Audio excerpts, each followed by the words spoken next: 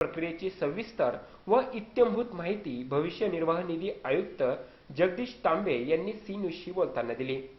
EPS 95च्या पेन्शनरांनी November महिन्यामध्ये हयातीचा दाखला कार्यालयात देणं अपेक्षित आहे। हा कार्यालयात दाखला देण्यासाठी त्यांनी बँकेमध्ये जाऊन असा लाईफ सर्टिफिकेटचा फॉर्म तो भरून त्या ब्रांचच्या मॅनेजरकडे द्यायचा आहे आणि तो ब्रांच मॅनेजर आमच्याकडे पाठवतो हा दाखला।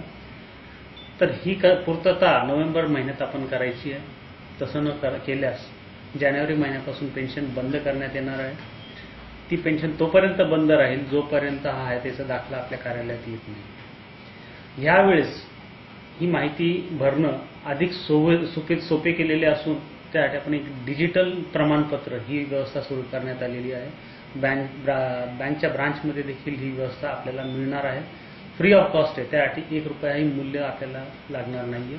आपल्या ब्रांचमध्ये जेव्हा आपण पेन्शन काढायला जाल त्या ब्रांच मॅनेजरला सांगा की मला ई जीवन प्रमाणपत्र व्यवस्था द्या आणि ई जीवन प्रमाणपत्राच्या माध्यमातून हा कागद भरण्याची गरज राहणार नाही। तात्काळ आपलं लाईफ सर्टिफिकेट आमच्याकडे अपडेट होईल आणि आपली पेन्शन निर्बाध रूपाने चालू राहील। भविष्य निर्वाह निधी विभागानं हा सर्व कारभार सोप्या पद्धतीनं केल्यामुळे नागरिकही समाधान व्यक्त करतायत। वृत्त संकलन विभाग, सी न्यूज, नाशिक।